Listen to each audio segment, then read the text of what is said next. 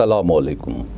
हाजिर है आपकी खिदमत में सिप्तान जाफरी और प्रोग्राम है होम क्लिनिक। आज होम क्लिनिक में हमने ज़हमत दी है डॉक्टर मुदस्सिर लईक। डॉक्टर साहब का नाम इस हवाले से बहुत मशहूर है कि डॉक्टर साहब SIUT में होते हैं और मैदे और जिगर के जो अमराज हैं उसकी जो निगहदाश्त है, उसका जो इलाज है, यानी गैस्ट्रोएंट्रोलॉजी, डॉक्टर साहब उससे वाबस्ता हैं। ज़हमत दी है हमने, तशरीफ़ लाए और वक्त निकाल के तशरीफ़ लाए। डॉक्टर साहब कैसे हैं आप? अल्लाह का शुक्र है। ठीक है आप? वालेकुम अस्सलाम। पहले तो आपका शुक्रिया, आप बड़े बिज़ी होते हैं और SIUT में इतना वक्त निकालना ये एक बड़ी बात है कि वहाँ मरीज़ों की जो तादाद होती है वो बहुत ज़्यादा होती है। मैं चाहता हूँ कि पहले SIUT में जो फंक्शंस हैं आपके शोबे के हवाले से, वो आप क्या उसकी थोड़ी सी देखने वालों को बताएं कि वो क्या कर रहे हैं आप और किस तरीके से वो चल रहे हैं। देखिए, SIUT Sindh institute of urology and transplantation आज से तकरीबन 50 साल पहले इसका इफ्तिताह हुआ। ये बेसिकली एक यूरोलॉजी का वार्ड था जिसमें सिर्फ गुर्दे के अमराज का इलाज होता था, और अब बढ़ते बढ़ते इसके जो इसको बनाने वाले, इसको यहाँ तक पहुँचाने वाले डॉक्टर अदीबुल हसन रिजवी, जो किसी तारुफ के मोहताज नहीं, जो उनका एक स्लोगन था शुरू दिन से, जब ये एक छोटा वार्ड था और अब ये पूरा इदारा है, जब से जो एक स्लोगन था उनका जो आज तक है कि इलाज हर इंसान का हक़ है, बिला तफ़रीक़ रंग व नस्ल व मज़हब, हर इंसान का हक़ है इलाज और बिला मुआवज़ा और इज़्ज़त नफ्स के साथ। उस स्लोगन को मेंटेन करते हुए आज SIUT एक बहुत बड़ा इदारा बन चुका है, जहाँ सिर्फ गुर्दे का इलाज नहीं होता, गुर्दे के तो सारे गुर्दे के अमराज से सारे इलाज होते हैं। 24 घंटे डायलिसिस की फैसिलिटी अवेलेबल है, जो कि सिर्फ SIUT में नहीं बल्कि SIUT के सैटेलाइट सेंटर्स बन चुके हैं, नाज़िमाबाद में, शाह फैसल कॉलोनी में, इसके अलावा सक्खर में और अब लड़काना में भी। ये सब मुफ्त इलाज है? ये सब मुफ्त इलाज है। SIUT में कोई कैश काउंटर नहीं है, चाहे कोई बहुत अमीर इंसान आए, चाहे कोई बहुत गरीब इंसान आए, किसी से 1 रुपया भी नहीं मांगा जाता, ना कोई कैश काउंटर का तस्वुर मौजूद है। अदीबुल हसन रिजवी साहब की बहुत बड़ी खिदमत है इस सिलसिले में, बड़ी खिदमत है उनकी। और ये बात सिर्फ इलाज तक नहीं बल्कि शोबे जिगर और मैदा का भी इजाफा हुआ पिछले 20-25 साल पहले। इसके अलावा कैंसर का इलाज भी होता है और मुख्तलिफ़ किस्म की बड़ी सर्जरी, जिसमें मैदा और जिगर की सर्जरी, जिसमें लिवर ट्रांसप्लांट तक अब SIUT में होता है। गुर्दा ट्रांसप्लांट के हवाले से SIUT मशहूर है ही, लेकिन इसके अलावा जिगर का ट्रांसप्लांट भी SIUT में हो रहा है। और ये तमाम इलाज, चाहे वो छोटे से गुर्दे का कोई मसला हो, जिगर का कोई मसला हो या ट्रांसप्लांट हो, यानी भी कि मेडिकल साइंस की जो मेराज है, यानी कि पीक है, वो ट्रांसप्लांटेशन है। तो वो ट्रांसप्लांटेशन हो या कोई भी इलाज हो, वो फ्री ऑफ कॉस्ट है और बग़ैर किसी तफरीक के। और ना सिर्फ ट्रांसप्लांट फ्री ऑफ कॉस्ट है, बल्कि ट्रांसप्लांट के बाद जो अखराजात होते हैं दवाओं के और ब्लड टेस्ट के, और उसके बाद जो भी कुछ इलाज होता है वो भी फ्री ऑफ कॉस्ट है, पेशेंट का भी और डोनर का भी। बड़ी बात है डॉक्टर साहब, ये बड़ी खिदमत हैं। आप बहैसियत जिगर और मैदे के अमराज को देखते हैं और लीवर के, जिसे जिगर कहते हैं हम, वो भी आप देखते हैं। तो जिगर की जो सेहत का इन्हिसार है वो किन चीज़ों पर है? देखिए, एक तो हमें इस चीज़ को समझना होगा पहले कि जिगर का फंक्शन हमारी बॉडी में क्या है।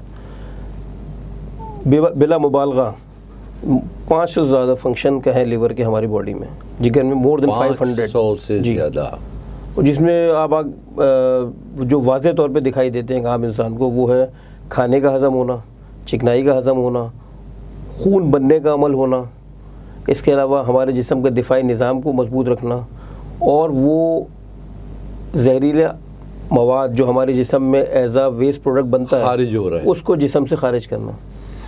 तो मुख्तसरन ये कि अगर लिवर डैमेज होता है या लिवर बीमार होता है, एक आम इस्तिलाह में जिसको हम हेपेटाइटिस कहते हैं, जिगर पे किसी भी किस्म की सोजिश होती है, तो उसके नतीजे में पूरा इंसान मुतासर होता है।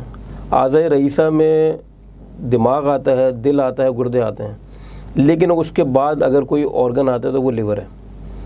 यानी कि लिवर डैमेज होने के बाद इंसान का सेहतयाब रहना बहुत मुश्किल है। لنک ہے اس کا بے انتہا سب لنک. سے. جی اگر کسی کا خدا نخواستہ جگر خراب ہوتا ہے، جس کو ہم عام اصطلاح میں جب جگر سکڑ جاتا ہے، جسے ہم عام اصطلاح میں سیروسس آف لیور کہتے ہیں، یعنی جگر کا سکڑنا، پاکستان میں اس کی کامن ریزن ہے ہیپیٹائٹس بی اور سی، لیکن دنیا بھر میں اور وجوہات ہیں، جیسے شراب نوشی یورپ میں، دواؤں کا زیادہ استعمال، بیجا استعمال، کچھ غذائیں ایسی جن سے جگر خراب ہوتے ہیں، جگر پہ چکنائی آ جانا جو کہ اب پاکستان میں بڑھتا جا رہا ہے. یہ میں خاص طور پہ کہوں گا کہ ہیپیٹائٹس بی اور سی کے بعد جب جگر ڈیمیج ہونے کی وجوہات بنتی جا رہی ہیں، وہ یورپ میں تو تھا ہی، پاکستان میں بھی، یعنی کہ ہمارے ایشیا اور اسپیشلی پاکستان میں بھی جگر پہ چکنائی آنا ہے. لائف سٹائل، کھانا پینا. ایگزیکٹلی اس پہ ہم بات کرتے ہیں. تو اگر جگر خراب ہو جاتا ہے کسی کا، تو وہ انسان ایک ہیلدی انسان نہیں ہوتا معاشرے کا. آنکھوں میں پیلا پن، پیٹ کا پھولنا، پیروں پہ ورم، اور اگر کمپلیکیشن اور بڑھ جائے تو خون کی الٹیاں آنا. اور اچھا ایک منٹ ڈاکٹر صاحب، یہ پیروں پہ ورم جو آپ نے بات کی، اس کا تعلق بھی جگر سے ہے؟ نہیں، اس پیروں پہ ورم کا صرف جگر سے تو نہیں ہے نا، وہ مطلب اور امراض بھی ہو سکتے ہیں، لیکن ہے. ایگزیکٹلی ہے، مطلب یہ اگر ایک علامت ہے. ایک علامت اگر کسی کا جگر خراب ہو رہا ہے تو ایک علامت پیروں پہ ورم بھی ہو سکتا ہے. اچھا جی اچھا. جگر کے خراب ہونے کو ہم دو حصوں میں ڈیوائڈ کرتے ہیں عام اس میں. ایک ہے ہیپیٹائٹس، یعنی جگر پہ سوزش آنا، وہ ریکوریبل ہے. یعنی کافی وجوہات ایسی ہوتی ہیں ہیپیٹائٹس کی، جو وجوہات آپ ریموو کر دیں، اس چیز کا علاج کر دیں، تو جگر واپس نارمل ہو جاتا ہے. ہیپیٹائٹس کی قسمیں بھی ہیں، ایگزیکٹلی اے بی سی. کیا ہیپیٹائٹس کو اگر ہم اور ڈیٹیل میں دیکھیں تو ہیپیٹائٹس جو ہے مختلف وجوہات سے ہوتا ہے. سب سے پہلی دنیا بھر میں کامن چیز ہے وہ شراب نوشی ہے، لیکن پاکستان میں شراب نوشی پہلے نمبر پہ نہیں آتی. ہمارے یہاں پہلے نمبر پہ ہے وائرل انفیکشنز. وائرل انفیکشن میں تو موسٹ کامن جو ہیں وہ ہیں آپ کے ہیپیٹائٹس بی اور C virus, hepatitis A virus اور ہیپیٹائٹس ای وائرس. اچھا یہاں میں یہ اپنے دیکھنے والوں کو یہ ایگزیکٹلی میں تقسیم جو آپ نے کی ہے یہ بتائیے. جی میں ناظرین کو یہ واضح کرتا چلوں کہ کچھ لوگ کچھ وجہ نہیں پتہ کہ کیا وجہ ہے، کس وجہ سے ایسا کرتے ہیں، لوگوں کو تھوڑا سا مس گائڈ کرتے ہیں. ہیپیٹائٹس اے وائرس اور ہیپیٹائٹس بی سی ڈی اور ای وائرس یہ بالکل الگ الگ وائرس ہیں، ان کا آپس میں کوئی تعلق نہیں ہے. اس سال میں جو ایک عام آدمی کو سمجھایا جاتا ہے، اور میں نہیں جانتا اب تک کیوں سمجھایا جاتا ہے اس طرح سے کہ اے خراب ہو گیا بی بن گیا اور بی خراب ہو گیا سی بن گیا. یہ پتہ نہیں کیوں ہمارے معاشرے میں مشہور ہے. یہ بالکل الگ الگ وائرس ہیں، ان کی بالکل علیحدہ علیحدہ چیزیں. ڈاکٹر صاحب مجھے ایک چھوٹا سا وقفہ لینا ہے، اس کے بعد ہم یہیں سے گفتگو کو جاری رکھیں گے. ایک چھوٹا سا وقفہ.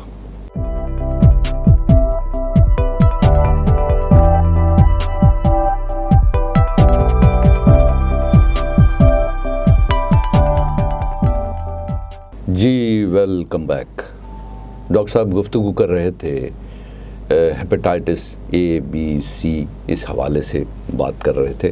ہم نے وقفہ لیا اور اب یہیں سے ہم اپنی گفتگو کو آگے بڑھاتے ہیں. جی ڈاکٹر صاحب آپ کچھ تقسیم ان کی کر رہے تھے. میں یہ کہہ رہا تھا کہ ان وائرسز کی مولیکولر ساخت بالکل ڈیفرنٹ ہے اگر مائکرو بایولوجی کے حساب سے دیکھیں، لیکن ان کے پھیلنے کا طریقہ اور ان کا علاج وہ علیحدہ ہے. علیحدہ ہے. مثلاً ہیپیٹائٹس اے اور ہیپیٹائٹس ای یہ غذا کے ذریعے انسان کے یا پانی کے ذریعے یا غذا کے ذریعے انسان کے جسم میں جاتے ہیں میدے سے اور پھر جگر پہ حملہ آور ہوتے ہیں. ہیپیٹائٹس اے اور ہیپیٹائٹس ای. جی ٹھیک ہے.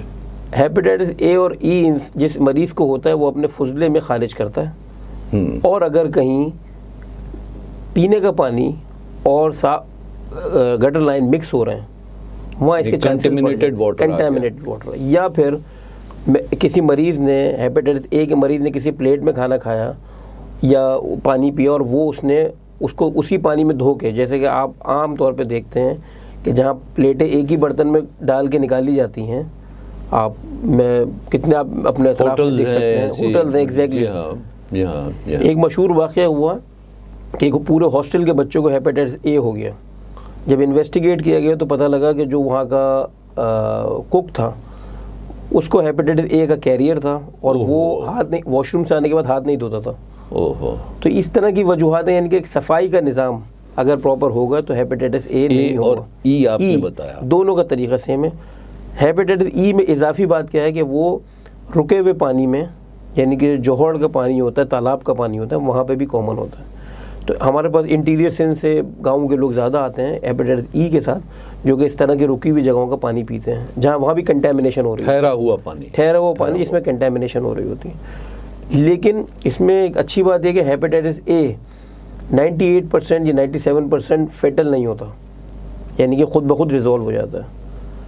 اچھا، ہیپیٹائٹس کسی بھی قسم کا اس کی چند علامات ہیں، جیسے آنکھوں کا پیلا پن، بھوک کا نہ لگنا، کسی کو الٹی آتی ہے، کسی کو متلی ہوتی ہے، کسی کے پیٹ میں درد ہوتا ہے، اور کسی کو ہلکا بخار بھی آتا ہے۔ اچھا ڈاکٹر صاحب، یہاں قطع کلامی آپ کی ہوتی ہے، یہ جو آپ نے ابھی فرمایا، تو یہ بچوں میں بھی ہوتا ہے؟ کیونکہ ہم نے نومولود میں بھی ہیپیٹائٹس، جی میں اسی پہ آنا چاہتا ہوں۔ جی ہیپیٹائٹس اے جو ہے وہ ینگ ایج، یعنی کہ 10 سال سے 18 سال کی عمر میں عموماً پاکستان میں بلا مبالغہ سب کو ہو جاتا ہے۔ کچھ لوگوں کو ایکٹیو ہوتا ہے، ایکیوٹ ہوتا ہے کہ پریزنٹیشن آتی ہے، آپ دیکھتے ہیں کہ یہ پیلیا ہو گیا، آنکھیں پیلی ہو گئی، پیٹ میں درد ہو گیا، الٹیاں لگ گئی، اور کچھ عرصے بعد وہ لڑکا بالکل ٹھیک ہو گیا، لڑکا یا لڑکی ٹھیک ہو گئے۔ کچھ لوگوں میں کیریئر ہوتے ہیں۔ تو کہا یہ جاتا ہے، جو اب تک ڈیٹا ہے، کہ پاکستان میں تقریباً ہر انسان کو ہیپیٹائٹس اے کا وائرس جسم میں جاتا ہے، اور ان میں سے کچھ میں علامات آتی ہیں، کچھ میں نہیں آتی۔ اس لیے ہیپیٹائٹس اے جو ہے اس کی ویکسین اتنی زیادہ پاکستان میں ریکمینڈڈ نہیں ہے، کیونکہ موسٹلی لوگوں کو ہو جاتا ہے، خاموشی سے ہو جائے یا علامات کے ساتھ ہو۔ اور ہیپیٹائٹس اے کی اچھی بات یہ ہے کہ ایک دفعہ ہو گیا تو دوبارہ نہیں ہوتا موسٹ کیسز میں، مطلب 99% میں، اور 1% کمپلیکیشن کا رسک ہے، ورنہ یہ خود بخود ٹھیک ہو جاتا ہے، یہ فیڈ آؤٹ ہو جاتا ہے۔ دوسری چیز ہیپیٹائٹس ای، ہیپیٹائٹس ای اتنا کامن نہیں ہے جتنا ہیپیٹائٹس اے کامن ہے، لیکن ہیپیٹائٹس ای وہ مریض جو کمزور کہلاتے ہیں، جیسے ڈائلیسس کے مریض، جیسے ٹرانسپلانٹ کے مریض، یا پریگننٹ خواتین، ان میں بہت ڈینجرس ہوتا ہے، اور ڈینجرس ہو سکتا ہے، اور پریگننٹ خواتین میں کافی زیادہ ڈینجرس ہوتا ہے، مطلب ان میں اموات بھی واقع ہو جاتی ہیں، ہیپیٹائٹس ای۔ اب ہم آتے ہیں اچھا، بچوں میں جو پیلیا ہوتا ہے پیدائش کے بعد، وہ ایک نارمل عمل ہے، وہ جب جگر میں خون کا ٹوٹنا بننے کا عمل ہو رہا تو اس میں ہلکا سا جوائنٹس ہوتا ہے، پریشانی کی بات، اس میں کوئی پریشانی نہیں۔ ہاں، اگر بلیروبین بڑھ جاتا ہے 15 سے اوپر یا 16 سے اوپر، تو پھر اس کا ایک علاج ہے، اور وہ موسٹلی وہ ٹھیک ہو جاتا ہے۔ اب پاکستان میں جو کامن ہے وہ ہیپیٹائٹس بی اور سی ہے۔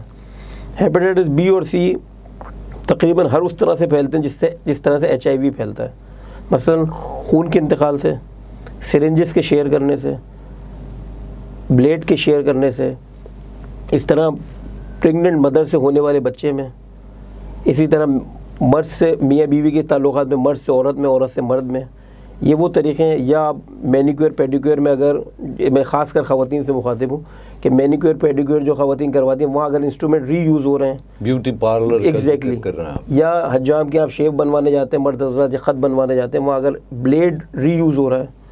یا تیسری چیز ہے کہ آپریشن ایسی جگہ سے کرا رہے ہیں جہاں پر انسٹرومنٹ ری یوز ہو رہے ہیں، صحیح سے اسٹرلائز نہیں ہو رہے، اور میں یہاں اسپیسیفکلی کہہ دوں کہ چولہے پہ گرم پانی میں انسٹرومنٹ ڈالنے سے ہیپیٹائٹس بی اور سی ختم نہیں ہوتے۔ اچھا، یہ بڑی اسپیسیفکلی، جی ایگزیکٹلی، یہ پہلے بہت ہوتا تھا، بوائل کر لیں تو جی ایگزیکٹلی ایسا نہیں ہے، اس کے اسپیسیفک سولوشنز آتے ہیں۔ اسی طرح جو ہے انسٹرومنٹس بھی ہے، کہیں پہ بھی آپ کوئی اسٹچنگ کروانے جاتے ہیں، ٹانکے لگوانے جاتے ہیں، وہاں پر اگر ری یوز ہو رہا ہے چیزوں کا تو وہاں سے بھی لگنے کا خطرہ ہے۔ تو یہ وہ تمام طریقے ہیں جس سے ہیپیٹائٹس بی اور سی پھیلتا ہے۔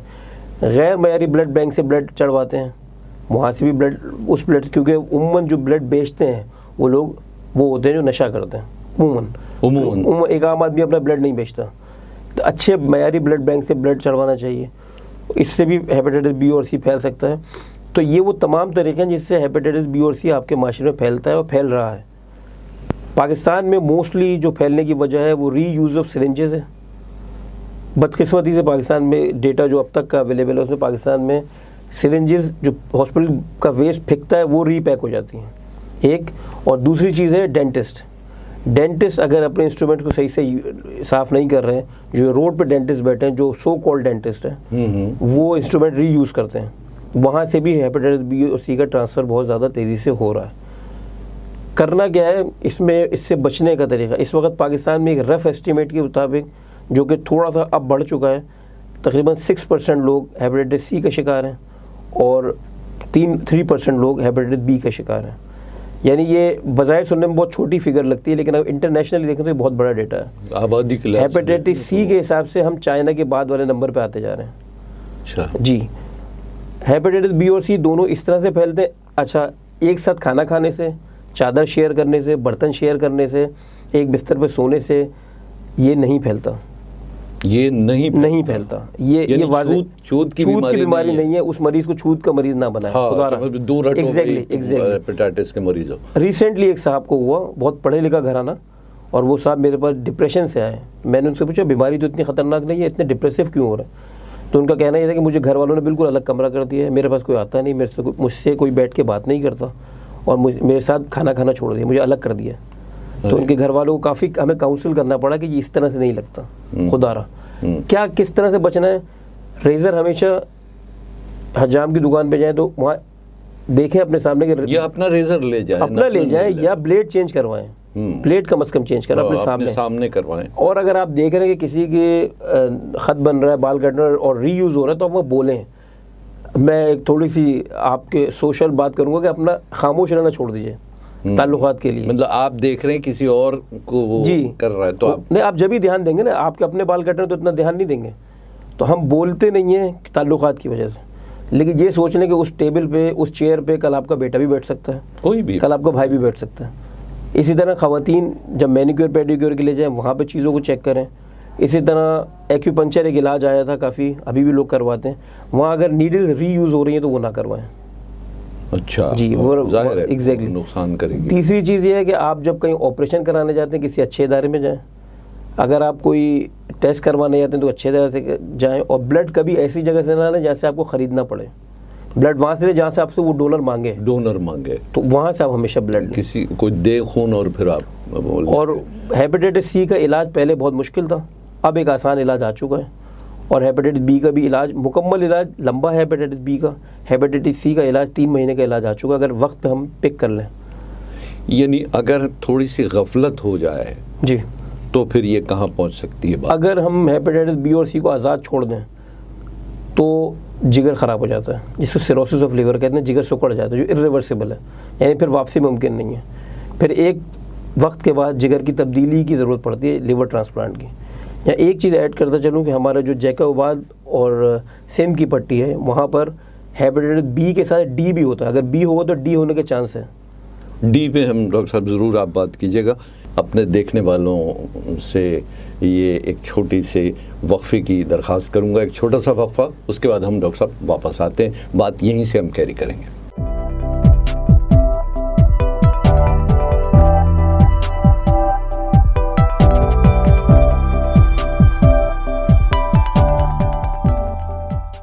جی ناظرین اکرام, ڈاکٹر مدثر لائق جو SIUT میں ایسوسیٹ پروفیسر ہیں ہمارے ساتھ موجود ہیں, اور گفتگو ہماری جو ہو رہی تھی ان سے وہ ہیپیٹائٹس کے حوالے سے تھی, اس کے بچاؤ کے حوالے سے تھی, اور طریقہ کار جو بچاؤ کا ہے اس پہ ڈاکٹر صاحب بات کر رہے تھے. جی ڈاکٹر صاحب, آپ فرما رہے تھے کہ ہیپیٹائٹس بی جب ہوتا ہے, جس کو ہوتا ہے اس کو ہیپیٹائٹس ڈی ہونے کا چانس ہے. یعنی کہ ہیپیٹائٹس ڈی انڈیپینڈنٹلی نہیں ہو سکتا ٹیکنیکلی. جب ہیپیٹائٹس بی ہوگا تو اسی کے اندر ہیپیٹائٹس ڈی کا جراثیم جا سکتا ہے, وائرس جا سکتا ہے, ادروائز نہیں جا سکتا. اچھا, تو ہمارے سندھ میں جیکاباد کی جو سائٹ ہے اس میں ہیپیٹائٹس بی کے ساتھ ڈی کو انفیکشن بہت کامن ہے, بہت زیادہ ہوتا ہے. اچھا, ابھی میں نے ذکر کیا کہ آپ کو جگر سکڑ جاتا ہے, تو جب بھی ہیپیٹائٹس بی یا سی ہوتا ہے یا بی اور ڈی ہوتا ہے تو اس کو جگر سکڑنے میں 20 سال لگتے ہیں. 20 سے 22 سال. ایسا نہیں ہے کہ آج ہوا اور کسی کا 1 مہینے میں جگر سکڑ جائے گا. ایکیوٹ ہیپیٹائٹس میں ایسا ہو سکتا ہے, وہ ود ان ویکس ہوتا ہے. لیکن اگر کسی کو کرونک انفیکشن ہے, یعنی کہ سائلنٹ انفیکشن ہے, اسی لیے ہیپیٹائٹس بی اور سی کو سائلنٹ کلر بھی کہا جاتا تھا, تو اگر ہوتا ہے تو اس کو 20 سے 22 سال لگتے ہیں جگر خراب ہونے میں, یا 18 سے 19 سال کم از کم.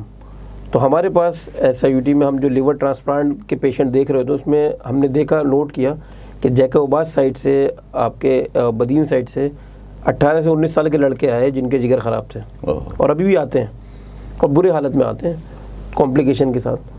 تو وجہ یہ ہے کہ ان کو پیدائش کے وقت یا تو انسٹرومنٹیشن پراپر نہیں ہوتی جب پیدائش ہو رہی ہوتی ہے, اس میں ری یوز آف انسٹرومنٹس ہوتا ہے, یا ماں سے ان کے اندر منتقل ہو جاتا ہے. ڈاکٹر صاحب, ایک چیز اور بھی میں نے دیکھی ہے کہ ہمارے ہاں خدا نخواستہ اگر کسی کو یہ ہو جائے تو وہ پھر ٹوٹکے ووٹکے پہ بھی اچھا خاصا ٹائم نکال دیتے ہیں. جی بالکل, یہ بہت کامن ہے, وہ اس پہ بھی ٹائم اچھا جھاڑنے کا جو عمل ہے. جی میں اسی طرف جا رہا ہوں, تو اس سے کمپلیکیشن بڑھتی جاتی ہے. ایگزیکٹلی. اچھا ڈاکٹر صاحب، آپ نے ابھی فرمایا تھا کہ لیور پہ چربی کا آ جانا، یہ کیسے اس سے بچایا جا سکتا ہے؟ کیونکہ دیکھیے ایک آرگن مجھے نظر نہیں آ رہا، ٹھیک ہے نا، چہرہ تو میں آئینے میں دیکھ رہا ہوں کہ بھئی یہ لگ گیا، یہ جو آرگن چھپے ہوئے ہیں اندر ہیں نظر نہیں آ رہے، چربی کتنی آ گئی نہیں پتہ، اس کے سمٹمز کیا ہیں اور اس سے کیسے بچا جائے؟ اور اسی سے میں دوسرا سوال لنک کروں گا، رمضان المبارک ہے، لوگ تلی ہوئی چیزیں بہت استعمال کر رہے ہیں، اس پہ بھی تھوڑی روشنی ڈالیے گا۔ جی، یہ آپ کا بڑا ریلیونٹ کوسچن ہے۔ ایک تو یہ جگر پہ جو چربی آنے کا عمل ہے، یہ میں نے پہلے بھی شروع میں کہا کہ لیور ٹرانسپلانٹ کی وجہ بن رہا ہے، یعنی کہ یورپ میں اور ایران میں، مطلب اس سائڈ پہ بھی، یورپ میں، امریکہ میں لیور ٹرانسپلانٹ کی بڑی وجہ شراب نوشی کے بعد جگر پہ چربی آنا ہے۔ اور ہم نے ایران میں بھی ایسے ہی دیکھا، جب لیور ٹرانسپلانٹ ہوئے اور وہاں پہ بھی جگر پہ چربی کی وجہ سے کافی ٹرانسپلانٹ ہوئے۔ اب پاکستان میں بھی یہ ریشو بڑھ رہا ہے آہستہ آہستہ، یعنی کہ ہیپیٹائٹس بی اور سی کے بعد جو ہے وجہ ہے لیور ٹرانسپلانٹ کی جگر پہ چربی آنا۔ جگر پہ چربی آنے کی بہت ساری وجوہات ہیں، جیسے خود ہیپیٹائٹس سی کا انفیکشن، لیکن اس سے زیادہ جو کامنلی ہم یہ دیکھ رہے ہیں وہ ہے ہمارا پور لائف اسٹائل۔ اس کے علاوہ کچھ اور بیماریاں، ورزش کا نہ ہونا، جی بالکل، اس میں کچھ اور بیماریاں ہیں جو بہت زیادہ کامن نہیں ہیں، جیسے ولسن ڈیزیز ہے، کچھ اور بیماریاں جن سے جگر پہ چربی آتی ہے، لیکن ہمارے یہاں جو کامنلی آ رہا ہے وہ آ رہا ہے ہمارا لائف اسٹائل۔ اچھا، اس میں حیرت انگیز طور پہ بہت موٹا ہونا بھی ضروری نہیں ہے کہ بہت موٹا آدمی ہوگا اس کے جگر پہ چربی ہوگی، ایسا نہیں ہے۔ اس میں ہم یہ دیکھ رہے ہیں کہ جو شوگر کے پیشنٹ ہیں ان کی شوگر اگر انکنٹرولڈ ہے تو ان کی جگر پہ چربی آ جاتی ہے۔ اچھا جی، اچھا۔ دوسرا ہم یہ دیکھ رہے ہیں وہ جو سیڈنٹری لائف اسٹائل ہے، وہ سیڈنٹری لائف اسٹائل کی وجہ سے جگر پہ چربی آ جاتی ہے۔ مثلا سیڈنٹری لائف اسٹائل کا مطلب پیدل نہ چلنا، بے وقت کھانا کھانا، ایسے کھانے کھانا جن میں چکنائی کا ریشو زیادہ ہے، یا زیادہ کھانا کھانا، چاہے آپ چکنائی نہیں کھا رہے لیکن زیادہ کھانا کھا رہے ہیں، اور زندگی میں کسی بھی قسم کی ایکسرسائز کا نہ ہونا۔ یہاں میں ایک چیز کہوں گا، جو میں اس پہ کوئی ریسرچ لکھی ہوئی نہیں ہے یا میرے پاس کوئی ڈیٹا نہیں، لیکن میرا تجربہ جو ہے وہ یہ ہے کہ میں کم از کم کراچی میں اور انٹیریئر میں بھی دیکھ چکا ہوں کہ رات کا کھانا کھانے کی بات شروع ہو رہی ہے رات 10 بجے کے بعد، جو انتہائی صحت کے لیے نقصان دہ ہے۔ ہم رات کا کھانا کھانے کی بات شروع کر رہے ہیں رات 9 یا 10 بجے کے بعد، تو رات کا کھانا اگر آپ اتنی دیر سے کھائیں گے تو یہ کھانا ہضم ہونا مشکل ہو جاتا ہے، تو جلدی کھایا جائے، جلدی کھایا جائے۔ جگر کی چربی، اگر آپ چاہتے ہیں کہ جگر کی پہ چربی نہ ہو، اس کی علامات کیا ہیں؟ اس کی علامات ہیں کہ کبھی کبھی کوئی علامات نہیں ہے، لیکن علامات اگر ہوں گی تو وامٹ کا آنا، معدے پہ بھاری پن کا احساس رہنا۔ جو مریض کی پہلی شکایت ہوتی ہے وہ کہتا ہے مجھے اپنے معدے پہ بھاری پن، پیٹ بھرا لگ رہا ہے، بھاری بھاری لگ رہا ہے۔ نہیں، ایک تو یہ کبھی یہ محسوس ہو سکتا ہے کہ پیٹ بھرا ہوا ہے، جی، پیٹ بھرا لگ کھانے کی اگر الٹرا ساؤنڈ پہ لیور فیٹی آتا ہے تو اس کو کہتے ہیں non alcoholic fatty liver disease, لیکن اگر اس میں سوزش شروع ہو گئی، یعنی اگلا سٹیپ ہے فیٹی لیور ہوتا ہے، پھر جگر میں سوزش شروع ہوتی ہے، جب سوزش شروع ہو گئی تو اب ایل ایف ٹی خراب ہوتے ہیں، اب معاملہ خرابی کی طرف جا رہا ہے، یعنی کہ اگر آپ نہیں روکا تو جگر خراب ہو جائے گا۔ خوش قسمتی سے یہ ریورسیبل چیز ہے، یعنی کہ اگر کسی کا لیور ڈیمیج ہونا شروع ہو گیا اور اس نے پریکاشنز شروع کر لی، مثلا رات کا کھانا جلدی کھائیں، ایک کوئی وقت ضرور رکھیں چہل قدمی کا 40 سے 45 منٹ، اور کھانے میں تلی ہوئی چیزوں کو بالکل بند کر دیں۔ اب رمضان میں تو یہ بہت زیادہ، نہیں، میں اس طرف آتا ہوں، تلی ہوئی چیزوں کو بالکل بند کر دیں، اور اس تلی ہوئی چیزوں میں زنگر برگر بھی آتا ہے، میں اپنے نوجوانوں سے مخاطب ہوں، اس میں پیزا بھی آتا ہے، اس میں مایونیز بھی آتا ہے، یعنی وہ ساری چیزیں جو آپ کے معدے میں جا کے دیر سے ہضم ہوتی ہیں وہ جگر پہ چربی کا باعث بنتی ہیں، سمپل ورڈز میں۔ تو اس میں کرنا کیا ہے کہ ایک تو ایکسرسائز کو بڑھانا ہوگا، جو جوان ہیں وہ اپنا کھیل کود بڑھائیں، جم جانا شروع کریں، ایکسرسائز بڑھائیں، جو لوگ واک کریں، جو لوگ ایکسرسائز نہیں کر سکتے وہ واک کریں، کم از کم واک ضرور کریں، اور رات کا کھانا جلدی کھائیں، کھانے میں سبزیوں کو پروموٹ کریں، اپنے بچوں کو، اپنے جوانوں کو اس طرف راغب کریں کہ وہ سبزی، اگر وہ چکن کے شوقین ہیں، گوشت کے شوقین ہیں، تو سبزی کے ساتھ کھلائیں۔ اور تیسری چیز کہ پھلوں کا استعمال بڑھائیں، یعنی پھل اور سبزی، ہری سبزی اور پھل۔ ہری سبزی میں بھنڈی، پالک، ترئی، لوکی اور کھیرا، سیلڈ، دہی اور پھل، جو موسم کا پھل ہے، جو بھی موسم کا پھل ہے اس کو ضرور کھائیں۔ دن میں ایک دفعہ اس پھل کو ضرور کھائیں. تو یہ وہ چیزیں جس سے جگر پہ چربی کے امکانات کم ہو سکتے ہیں. رمضان کا یہ تعلق ہے, رمضان میں سصرف یہ کہنا چاہوں گا ناظرین سے کہ اگر آپ یہ چاہتے ہیں, جو کہ ہم بہت زیادہ دیکھتے ہیں رمضان میں, بدہضمی کی شکایت بہت ہوتی ہے, سینے میں جلن, ہر آدمی سینے میں جلن کم کرنے کی دوا کھا رہا ہوتا ہے, اور وہ کہہ رہا ہوتا ہے سحری کے بعد کھٹی ڈکاریں آتی ہیں, منہ میں کڑوا پانی آتا ہے, روزہ ٹوٹ جاتا ہے لوگوں کا. تو اس کی وجہ کیا ہے؟ جو اس کی بنیادی وجہ میں نے ذاتی طور پر سمجھی اور دیکھا ہے وہ یہ ہے کہ اب افطار کا ٹائم ہے تقریباً 7:30 سے 7:45 کا ٹائم. تو ہمارے یہاں کیا ہوتا ہے کہ بھرپور سے افطار کرتے ہیں, اس کے بعد 11 بجے کھانا کھاتے ہیں. یہ میجر ڈیفیکٹ ہے.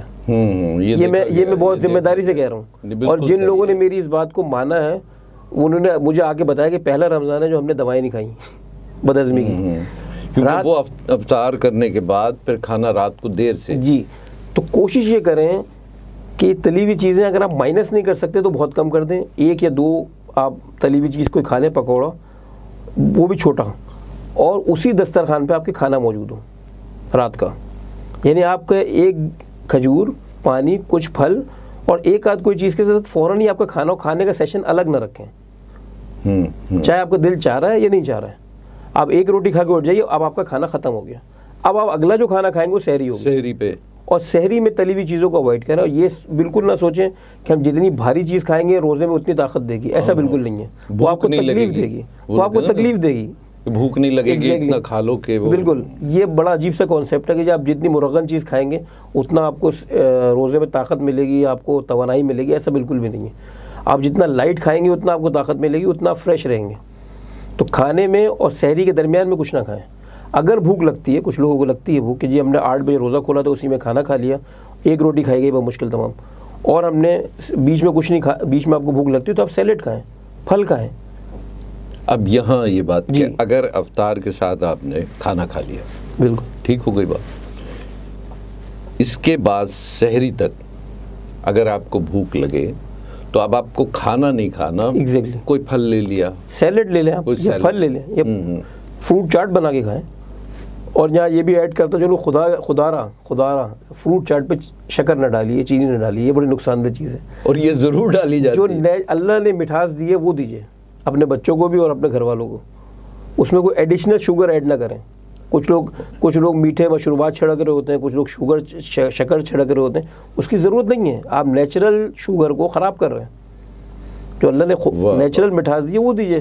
تو اپنے دسترخوان کو تلی ہوئی چیزوں سے پاک رکھیے. اگر پاک نہیں رکھ سکتے تو کم کر دیجیے, کم سے کم کر دیجیے, اور اسی دسترخوان پہ رات کا کھانا کھائیے.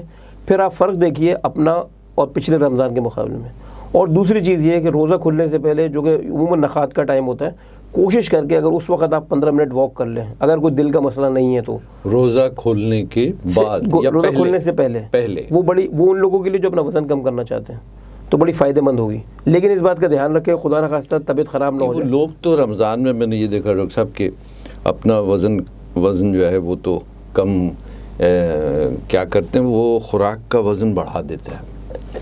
وہ جو اتنا کھانا شروع کر دیتے ہیں کہ وہ جو آپ نے بات کی کہ پھر وہ پرابلم شروع ہو جاتی ہے. عموماً رمضان کے بعد لوگوں کا وزن بڑھ رہا ہے. وجہ کیا ہے کہ ہم اس خوف میں کہ صبح روزہ کرنا ہے ہم زیادہ کھا رہے ہوتے ہیں. لیکن اگر آپ کم بھی کھائیں گے تو بھی رمضان میں وزن کم ہونا بہت مشکل ہے. تو اس میں وہ لوگ جو بالکل فٹ ہیں, ینگسٹرز ہیں, انڈر 30 ہیں, وہ اگر روزہ کھلنے سے پہلے واک بھی کر لیں تو اچھا ہے. اچھا, اگر تھوڑی سی زیادہ واک کر سکتے ہیں, بالکل اپنے اوپر ہے. روزہ کھولنے سے پہلے یہ اپنے اوپر ہے, آپ کی طبیعت اگر فیل کر رہے ہیں بالکل کر سکتے ہیں. ورنہ روزہ کھولنے کے بعد کر لیں, یعنی کہ روزہ کھولتے ہی کھانا کھا لیں اور عبادات سے فارغ ہو کے آپ واک کر لیں. اور جو ہے باقی جو روزہ کھولنے کے رات کو بستر پہ لیٹنے سے پہلے پانی, دودھ, چائے, کافی, لسی یہ نہ پئیں. پیٹ کو خالی رکھ کے لیٹیں. عام دنوں کے لیے کہہ رہا ہوں, رمضان میں سحری سے پہلے بھی کر سکتے ہیں. اب اگر سحری میں اٹھے ہی دیر سے تو الگ بات ہے, لیکن اب ویسے سحری میں بھی اور عام دنوں میں بھی لیٹنے سے آدھا گھنٹہ پہلے پانی, دودھ, چائے, کافی, لسی کچھ نہ پئیں, یہ چھوڑ دیں. اگر حلق خشک ہوتا ہے تو 1 گھونٹ پانی لے لیں. یا عام دنوں کے لیے کہہ رہا ہوں. سحری میں بھی کوشش کریں بہت زیادہ مشروبات یا بہت زیادہ پانی پی کے نہ لیٹیں. اس سے کیا ہوتا ہے, معدہ جب بھرا ہوا ہوگا اور وہ اوپر کی طرف چھلکے گا تو اس غذا کی نالی کو عادت نہیں ہے تیزابیت کی. جیسے اس میں وہ کھانا آئے گا جو تیزاب کے ساتھ مکس ہے تو آپ کے سینے میں جلن شروع ہو جائے گی, پھر دوائیں لینا پڑتی ہیں. ڈاکٹر صاحب آپ کا بہت بہت شکریہ, چونکہ ہمارے پروگرام کا وقت اب ختم ہو رہا ہے. میں بہت شکر گزار ہوں کہ آپ بہت شکریہ, بڑی اچھی باتیں. ڈاکٹر صاحب میں آپ کو پھر زحمت دوں گا اور ہم لیور ٹرانسپلانٹ کے حوالے سے پھر کسی اور پروگرام میں ہم بات کریں گے. ناظرین کرام, آج ہمارے ساتھ ہوم کلینک میں موجود تھے ڈاکٹر مدثر لائق. ڈاکٹر صاحب SIUT میں ایسوسیٹ پروفیسر ہیں. ڈاکٹر صاحب نے وقت نکالا, تشریف لائے. میں اپنی جانب سے ڈاکٹر صاحب اور اپنے تمام دیکھنے والوں کی جانب سے آپ کا شکریہ ادا کرتا ہوں. سبطین جعفری ہوم کلینک سے آپ سے اجازت چاہتا ہے. اجازت دیجیے. اللہ حافظ.